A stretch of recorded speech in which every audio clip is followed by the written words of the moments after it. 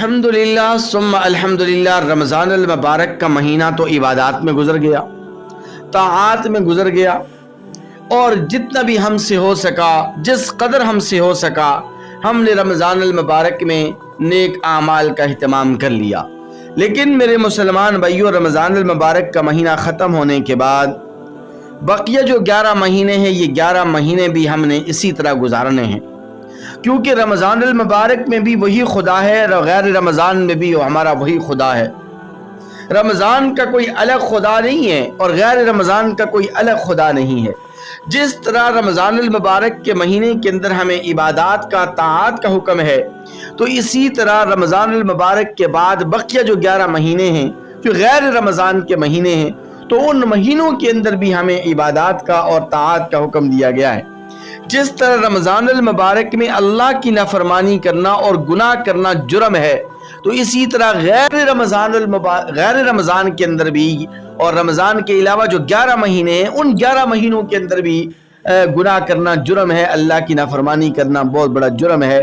اور اس کی سزا اور اس کا عذاب اور اللہ تبارک و تعالیٰ کے ہاں اس کی پکڑ اور گرفت موجود ہے۔ تو اب سوال یہ پیدا ہوتا ہے کہ ہم جو رمضان المبارک کے بعد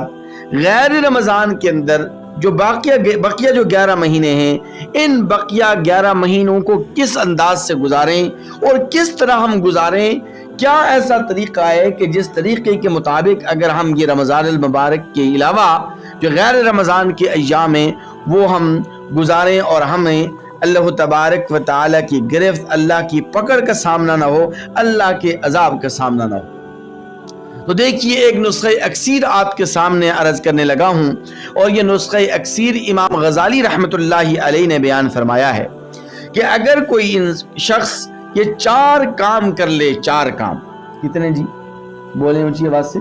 4 کام اگر کوئی آدمی کر لے تو انشاءاللہ ثم انشاءاللہ اس کے سال کے 12 مہینے اور یہ جو رمضان کے علاوہ جو 11 مہینے ہیں، یہ 11 مہینے بھی رمضان المبارک کی طرح ہی گزریں گے۔ وہ انشاءاللہ ثم انشاءاللہ ہر قسم کی گناہوں سے، نافرمانیوں سے اور ہر قسم کے فسق و فجور سے اپنے آپ کو بچا لے۔ تو یہ 4 کام بڑے آسان ہیں، سہل ترین ہیں، آپ میں سے ایک شخص یہ کام کر سکتا ہے اور ان 4 کاموں کو اور ان 4 عملوں کو سر انجام دے سکتا ہے۔ کوئی مشکل کام نہیں ہے۔ کوئی پڑھا لکھا ہے وہ بھی سر انجام دے سکتا ہے، کوئی عالم ہے تو وہ بھی سر انجام دے سکتا ہے، شہری ہے، دیہاتی ہے، مصروف ہے، فارغ ہے، کاروباری ہے، تاجر ہے، بزنس مین ہے، ملازم پیشہ ہے، تو سب کے سب لوگ، سارے کے سارے لوگ یہ 4 کام بآسانی کر سکتے ہیں۔ اور جس نے یہ 4 کام کر لیے تو انشاءاللہ ثم انشاءاللہ اس کا پورا سال اور بقیہ پوری کی پوری زندگی اس کی عبادات اور طاعت کے ساتھ گزرے گی۔ سب بہت زیادہ آسان اور سہل ترین کام ہے۔ پہلا کام معاہدہ اور مشارطہ ہے، دوسرا کام محاسبہ ہے، تیسرا کام مراقبہ ہے، اور چوتھا کام معاقبہ ہے۔ بس یہ 4 کام آپ نے کرنے ہیں: معاہدہ و مشارطہ، محاسبہ، مراقبہ اور معاقبہ۔ یہ 4 کام آپ نے اگر کر لیے تو انشاءاللہ ثم انشاءاللہ رمضان المبارک کے بعد جو ہماری آنے والی زندگی ہے، جو آنے والے 11 مہینے ہیں، یہ 11 مہینے بھی انشاءاللہ العزیز عبادات میں اور طاعات میں گزریں گے اور نافرمانیوں کے بغیر گزریں گے۔ دیکھیے، پہلا کام جو میں نے آپ کے سامنے عرض کیا وہ معاہدہ اور مشارطہ ہے۔ اب معاہدہ اور مشارطہ کا کیا مطلب ہے؟ معاہدہ اور مشارطہ کا یہ مطلب ہے کہ رمضان المبارک کے بعد جب آپ اپنی زندگی میں اور غیر رمضان والی زندگی میں قدم رکھیں گے تو آپ نے صبح روزانہ صبح آپ نے اپنے نفس کے ساتھ ایک معاہدہ کرنا ہے، اپنے نفس کے ساتھ ایک کمٹمنٹ کرنی ہے کہ آج کے پورے دن میں نے کوئی نافرمانی نہیں کرنی، آج کے پورے دن میں نے اللہ تبارک و تعالیٰ کے کسی بھی حکم کی خلاف ورزی نہیں کرنی، آج کے پورے 24 گھنٹے میں نے کوئی خلاف شریعت کام نہیں کرنا۔ جب آپ نے یہ معاہدہ کر لیا تو معاہدہ کرنے کے بعد ساتھ مشارطہ بھی کر لیں، اور مشارطہ کا مطلب یہ کہ اپنے نفس کے اوپر جرمانہ اور سزا مقرر کر دیں۔ کہ اگر میں نے اللہ تبارک و تعالی کے کسی حکم کی نافرمانی کی، اگر میں نے خلاف شریعت کوئی کام کیا، تو میں اپنے نفس کے اوپر یہ سزا جاری کروں گا، میں اپنے نفس کے اوپر یہ جرمانہ لاگو کروں گا۔ اور پھر یہ جرمانہ اور یہ سزا بھی ایسا ہونا چاہیے کہ جو آپ ادا کر سکتے ہوں، نمبر ایک، اور دوسرا یہ کہ یہ جرمانہ اور یہ اپنے نفس کے اوپر سزا بھاری بھی ہو، بہت ہلکا جرمانہ نہ ہو کہ جس کو ادا کرنا بہت زیادہ سہل ہو اور آسان ترین ہو۔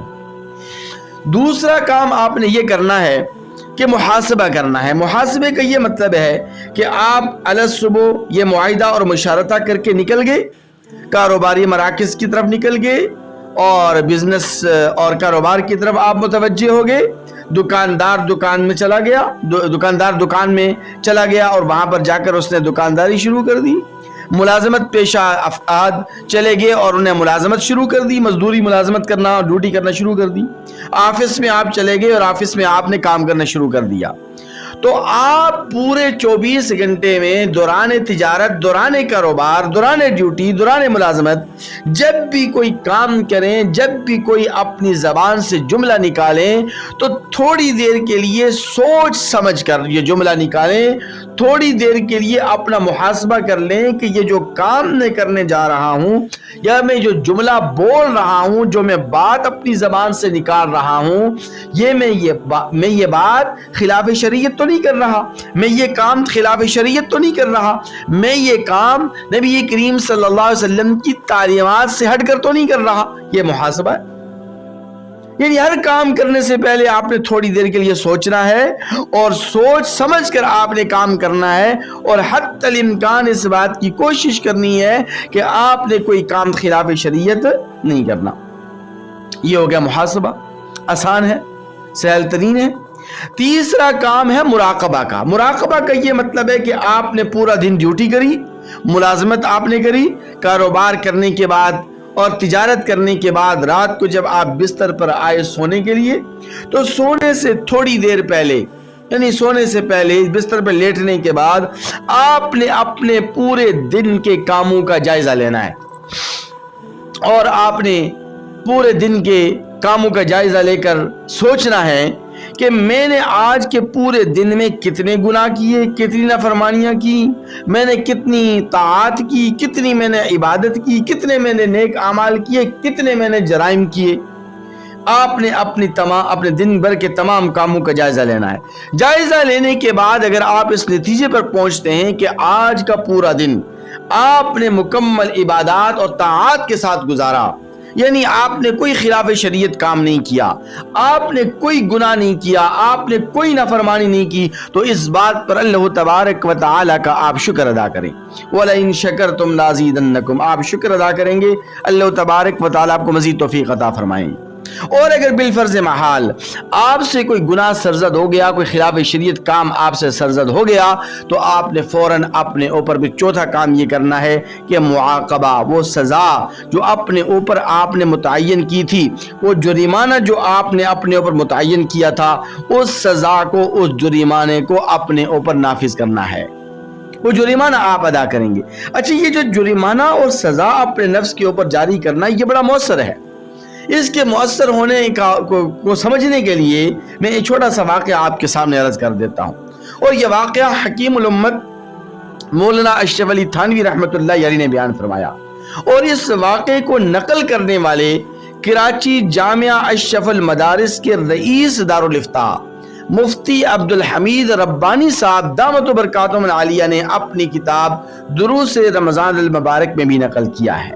تو مستند ترین واقعہ ہے، کوئی مبالغہ آرائی والی بات نہیں ہے، کوئی اس میں غلط بیانی والی بات نہیں ہے۔ مولانا اشرف علی تھانوی رحمۃ اللہ علیہ لکھتے ہیں